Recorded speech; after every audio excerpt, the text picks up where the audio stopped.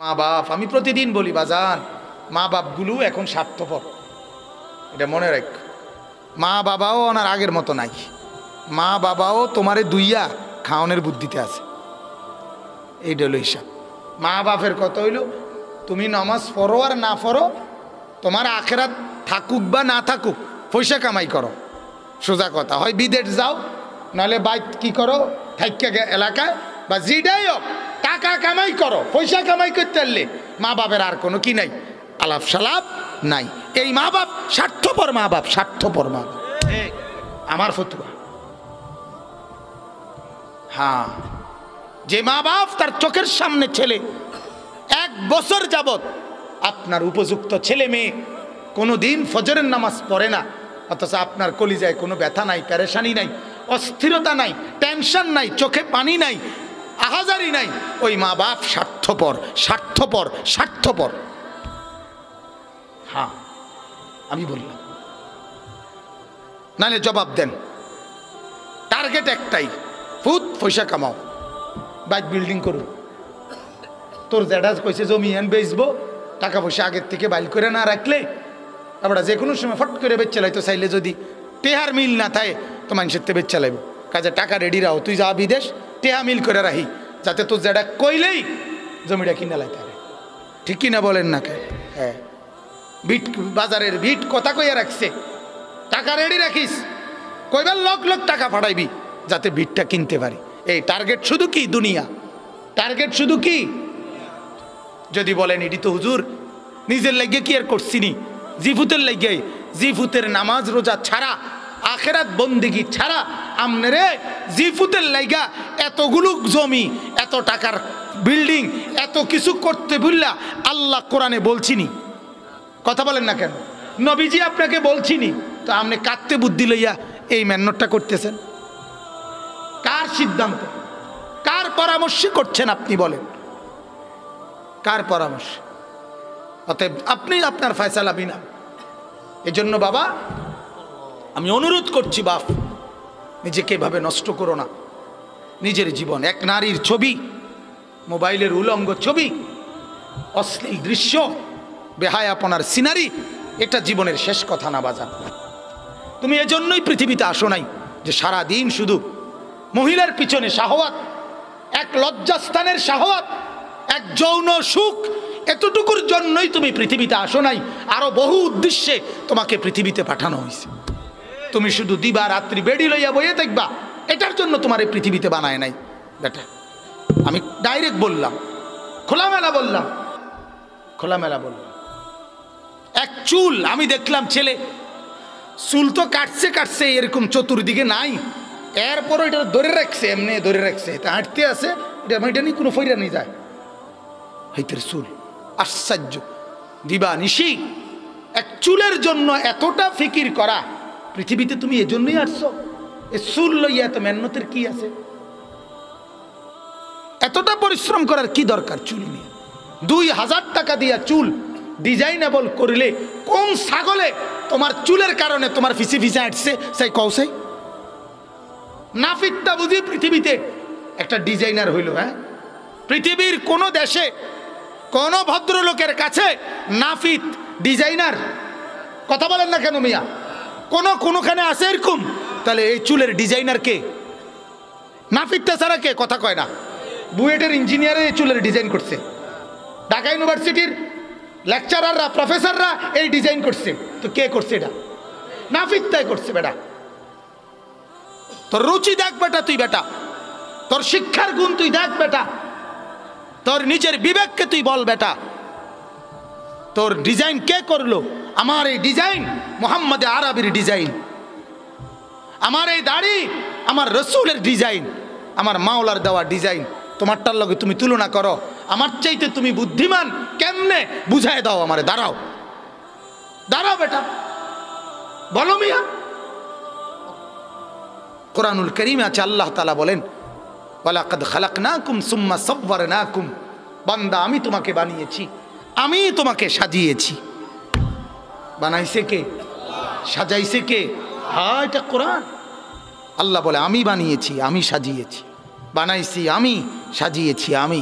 আমার সাজের চাইতে উত্তম সাজ হইতে সিবগাতাল্লাহ ওয়ামান আহসানু মিনাল্লাহি সিবগা। আল্লাহ বলেন বান্দা আমি মাওলার রঙে রঙিন হও, আমি মাওলার রঙের চাইতে উত্তম কোন রং ঢং আর হইতে পারে না। যদি বলেন মাওলা কোনটা আপনার রং, কোনটা আপনার ঢং, আল্লাহ বলবেন লাকাদ কানা লাকুম ফি রাসূলিল্লাহি উসওয়াতুন হাসানা। আল্লাহ বলবেন বান্দা ওই যে আমার এক বন্ধু পাঠিয়েছি, যে বন্ধুকে 63 বছর জমিনে রেখেছি, যে বন্ধুকে 23 বছর দিবানিশি তোমাদেরকে দেখিয়েছি, বন্ধুর হাসি, বন্ধুর কান্না, বন্ধুর হাঁটা, বন্ধুর চলা, বন্ধুর আহার, বন্ধুর নিদ্রা, বন্ধুর চলন, বন্ধুর বলন, বন্ধুর আচরণ, বন্ধুর উচ্চারণ, ওইগুলাই হচ্ছে আমি মাওলার রং আর ঢং। সে বন্ধুকে মুহাম্মাদুর রাসূলুল্লাহ সাল্লাল্লাহু আলাইহি ওয়াসাল্লাম। আল্লাহ বলেন বন্ধুকে দেখো, বন্ধুর মতো সাজো, আমি মাওলার মহব্বত পেয়ে যাবা। সুবহানাল্লাহ। ফাত্তাবিউনি ইউহিব্বুকুমুল্লাহ। আমার বন্ধুকে অনুসরণ করো, আমি মাওলার ভালোবাসা পেয়ে যাবা। ওয়াগফির লাকুম যুনুবাকুম। আমি আল্লাহর মাগফিরাতও পেয়ে যাবা। আর আমার ভালোবাসা আর আমার মাগফিরাত পেয়ে গেলে তোমার ঠিকানা জান্নাত। কোথায়? এই জন্য বাজান ভাবেন, ভাবেন, আমিও ভাবি, আপনিও ভাবেন, আপনিও ভাবেন নিজের জীবন বুদ্ধিমান কিনা। আপনি মিলান, বুদ্ধিমানদের সাথে আপনার জীবন মিলান, বিবেকবানদের সাথে আপনার জীবন মিলান। সারা দিনে কখনোই আল্লাহর সেজদা করতে মন চায় না, ফজরের নামাজ কোনো দিন পড়তে মন চায় না। 1 বছরে 6 মাস এভাবে পার হলো যে জীবনে কোনো সেজদা নাই, সারা দিনে একটা সেজদা নাই। যুবক তুমি মানুষ রইলা কেমনে? আরেকবার ভাইবো বাপ, আরেকবার ভেবো বাজান, তুমি আর জানোয়ারের মধ্যে কোনো তফাত আছে কিনা আরেকবার দেখো বাজান। কুত্তার দিকে একবার চাইও বাপ, তোমার সাথে তফাত দেখা যায় কোনো কিছুতে? একটু দেখো বাপ। শুয়োরের সাথে একটু দেখো বাপ, তোমার কোনো পার্থক্য আছে কিনা তুমি মিলায়ে নিও বাজান। সেজদাবিহীন জীবন, সারাদিনে 5 ওয়াক্ত নামাজের 1 ওয়াক্ত নামাজও কপালে জুটলো না। তোমার মাঝে আর জানোয়ারের মাঝে কোনো তফাত আছে কিনা? জানোয়ারকে আরেকবার দেখো,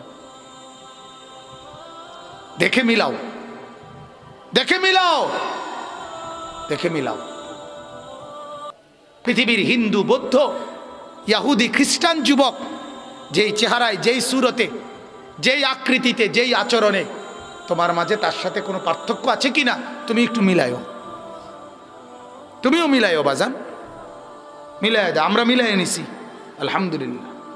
আমরা জিন্দিগি হাজারো তুফানের পরে পৃথিবীতে কত আধুনিকতা, কত মডেল, কত কিছু আসছে গেছে, আল্লাহর কসম 41 বছরের এই জীবনে আর কোনো দিন পাঞ্জাবি ছাড়া অন্য কিছু বদলাইতে হয় নাই। পৃথিবী আরো কিছু আজ্ঞাক নলে ফিচ্চাক, হ্যাঁ পৃথিবীতে রোদ উড়ুক নলে তুফান উড়ুক, আমরা বুঝ করে নিছি আলহামদুলিল্লাহ। তৃপ্ত আছি, সুখে আছি, খুশিতে আছি।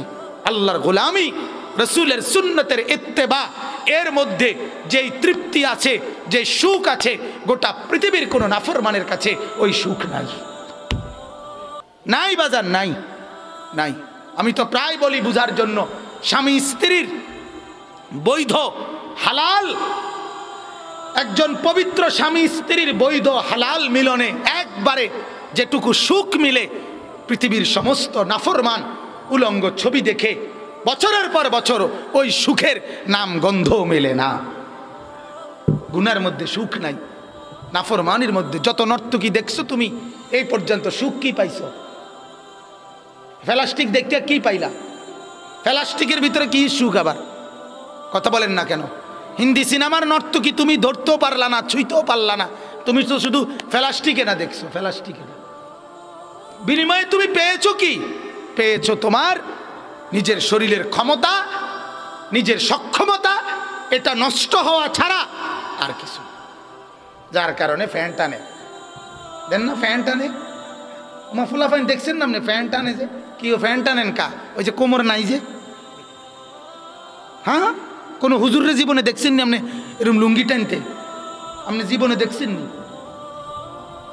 আপনি জীবনে কোনোদিন দেখছেন নি কোনো হুজুরের পায়জামা টানতে যদি দেখতে থাকেন আমার জানাইন আমি হে হুজুরে চাইয়াম বর দরকার হলে তারা লইয়া যাবো এই ইউটিউবার এরা ছবি উঠে হ্যাঁ জীবন শেষ করে দিচ্ছেন জিন্দিগি বরবাদ করে দিচ্ছেন আজ ইনকিলাবের রাত আজ পরিবর্তনের রাত আজ জিন্দিগির হিসাব কিতাবের রাত আজ বরকতের রাত আজ মুবারক রাত এই মুবারক রাতে যুবক মুসলমান পর্দার আড়ালের মা আর বোন সবার কাছে অনুরোধ এক ভাইয়ের অনুরোধ এক বন্ধুর অনুরোধ এক সন্তানের অনুরোধ আপনাদের এক দরদি বন্ধুর অনুরোধ করছি বাজান নিজেদেরকে বদলান নিজেদের জীবন আরেকটু সাজান এভাবে লাগাম ছাড়া জীবন ছেড়ে দিয়েন না জিন্দিগি যেভাবেই কাটান রাত ভোর হবেই দিন রাত হবেই কবরে যেতে হবেই ঠিক কি না বলেন না মানেন কিংবা না মানেন গ্রহণ করেন কিংবা বর্জন করেন হ্যাঁ আল্লাহর গোলামি করেন আর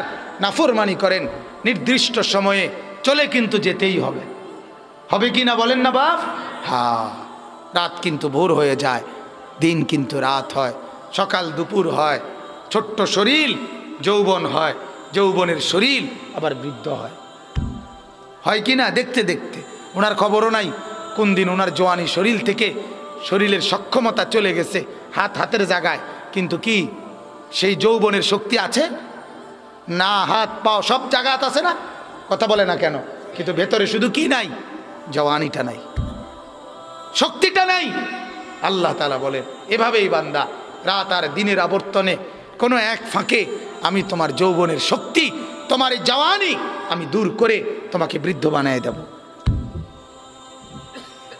তুমি টেরও করতে পারতে দেখতে দেখতে নেই আমার বয়স যখন 40 বছর শেষ হয়েছে এরপর থেকেই আমার কোমরে ব্যথা মেরুদণ্ডের হাড়ে ব্যথা আমি একটা আলাদা সিটে বসি এটাতে না বসলে আমি ব্যথা পাই আপনার এটা ডাক্তার দিছে আমারে আমি প্রথম যেদিন এই কোমরের ব্যথা মেরুদণ্ডের ব্যথার জন্য প্রথম যেদিন ডাক্তার দেখাইছি উনি আমারে জিগাইছে হুজুর আপনার বয়স কত আমি বললাম 40 শেষ হয়ে স্যার 41-এ পড়ছে সাথে সাথে ভালো ডাক্তার মাশাআল্লাহ উনি আমারে বলছে হুজুর এখন থেকে বাকি হায়াত রোগ শোক নিয়ে বাঁচতে হবে এটার জন্য রেডি হয়ে যাবে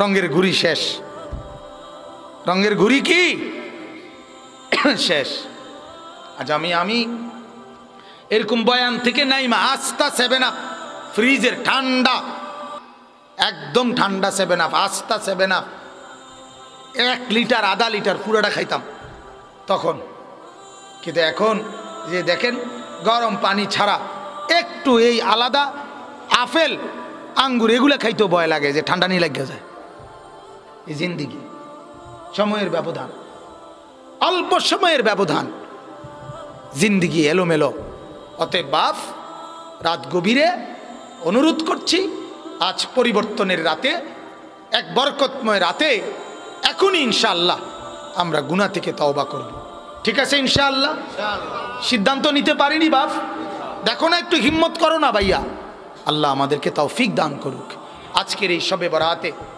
তাহলে আমি এবার আয়াতগুলো থেকে অল্প একটু কথা বলে আমার কথা আমি মূল কথা আমি যেই আহ্বানটা করতে চাইছি সেটা আমি করে ফেলছি আমার মূল আবেদন এটাই যুবক তুমি বদলে যাও মা আপনি বদলে যান বোন আপনি বদলে যান বাবা আপনি বদলে যান মুরব্বীরা চায়ের দোকানের আড্ডা ছেড়ে দেন বিড়ি খানার অভ্যাস ছেড়ে দেন মিথ্যা কথা বলা গালিগালাজ করার অভ্যাস ছেড়ে দেন হারাম উপার্জন ছেড়ে দেন টেলিভিশন ঘরে নাটক সিনেমা নর্তকীর নাচ এই অবস্থায় কবরে যাইয়েন না বাজান এভাবে কবরের ঘরে রাইখা ঘরওয়ালাদেরকে টেলিভিশনের উপরে রাইখা আপনার কাছে অনুরোধ কবরে যাইয়েন না আমার আব্বা যেদিন কবরে গেছে ইন্তেকাল করছে আমরা 5 ভাই 3 বোন আমাদের ছেলে পেলে মিল্লা 25 জন প্রায় 25 জন আমরা চতুর্দিকে বসে আল্লাহর কোরআন পড়তেছিলাম আল্লাহর কসম আমার আব্বা এরপরে আব্বা জীবিত তখনও লম্বা হয়ে শ্বাস টানতেছিল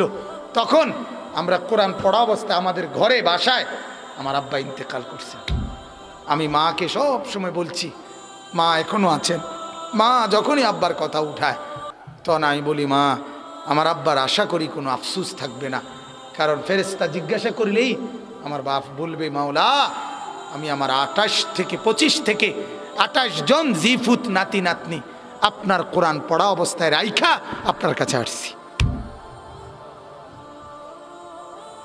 অনুরোধ বাজার, ঘর কিসের উপরে রেখে যাচ্ছেন? ফার্নিচার দিয়া কবরে হিসাব হবে না, সেজদা দিয়া, সেজদা দিয়া। কি দিয়া? সেজদা, জিকির, তেলাওয়াত, তসবিহ, কোরআন, দান, সাদাকা, আল্লাহর মহব্বত, রসুলের অনুসরণ, সুন্নাত, এর দ্বারা হিসাব হবে। মাটির উপরের ঘর সাজে খাট পালং আর সোফা দিয়ে, মাটির ওই পাশের কবর সাজে সেজদা এবং তেলাওয়াত জিকির দিয়ে। এই ঘর যদি সাজাইতে হয় সোফা আর ফার্নিচার দিয়ে, সেই ঘর মাটির ওই পিঠে আর একটা ঘর আছে না আমার, বোঝেন নাই আমার কথা? মাটির উপরে যেমন আমার একটা ঘর আছে, মাটির ওই পিঠে আমার আরেকটা ঘর আছে কিনা? হ্যাঁ, এই ঘর যেমন সাজাইলাম সোফা দিয়ে, ওই ঘর সাজাইতে হবে সেজদা দিয়ে, জিকির দিয়ে। দোনোটাই আমার ঘর, দোনোটাই আমার ঘর। এই ঘরের জন্য 60 বছর শেষ করে দিলেন বাজান, ওই ঘর সাজাবার জন্য আরেকবার হায়াত পাবেন? আরেকবার ফিরে আসতে পারবেন? তো কেমনে বলেন, কেমনে? এই 100 টাকা হুজুরে দিলে এতে সারবে না, এই দোয়া করে দিলে হুজুরে 100 টাকা দিয়া আর আপনার নাফরমানি সব চলবে, আপনার সব নাফরমানি আমি আপনার এই বেহেস্ত দিয়ে পড়ুম। বেহেস্ত আমার দ্বারা তো টেন্ডার দিছে, কে কথা কন না? বেহেস্ত আমি তো টেন্ডার লইছি, ঠিক না? তাইলে আমি তো দৌড়ের উপরে, উনিও তো দৌড়ের উপরে। হাসরের ময়দানে ওনারে হিসাব দিতে হবে না, আমারে দিতে হবে না, বলেন না বাজান? তাইলে ভাবেন, হাত্তা ইদা জা আহাদাহুমুল মাউতু ক্বালা রাব্বিরজিউন, কোরআনের আয়াত আছে, আল্লাহ বলেন প্রতিটা নাফরমানের সামনে মৃত্যুর মুহূর্তে মালাকুল মউত আজরাইল এসে দাঁড়াইলে প্রত্যেকটা পাপী আল্লাহর কাছে বলবে, আল্লাহ দুনিয়াতে আরেকটু থাকতে দেন, মালাকুল মউতকে যেতে দেন, আমার আরেকটু সুযোগ দেন, লাআল্লি আ'মালু সালিহান ফীমা তারাকতু, আল্লাহ যে আমলগুলো করি নাই সেই আমলগুলো এখন একটু সুযোগ পাইলে করব, আপনি আমাকে একটু সুযোগ দেন। আল্লাহ কোরআনে বলেন, কাল্লা, কখনোই না, ইন্নাহা কালিমাতুন হুয়া কাইলুহা, এরে নাফরমান, এগুলো তোর কথার কথা, এগুলো তোর ফাঁকা বলি, তুই মিথ্যুক, তুই মিথ্যুক, তুই এগুলো এমনি বলছিস, আমি তোকে আর দুনিয়ায় ফেরত যেতে দেব না, এখন থেকে নিয়ে ইসরাফিলের ফু পর্যন্ত তুই ওই কবরেই পড়ে থাক। ওয়ামিন ওয়ারাইহিম বারযাখুন ইলা ইয়াউমি ইউবআসুন। এইখানে এই আয়াতগুলোর পরে আছে, এরপরে যখন জাহান্নামে ফেলবে হাসরের ময়দানে নাফরমান তখন আল্লাহকে বলবে, রব্বানা গালাবাত আলাইনা শিকওয়াতুনা ওয়া কুন্না কওমান দাল্লিন। যুবক শোনো আমার এই কথা,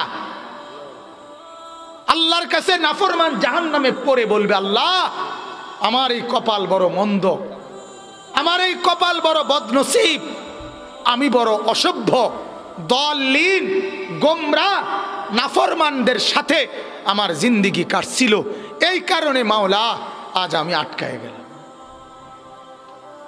আজ আমি আটকায় গেলাম। হ্যাঁ, এটা বড় বিষয়, আমার জীবনের সৌভাগ্য আমি নেককারদের সাথে চলছি।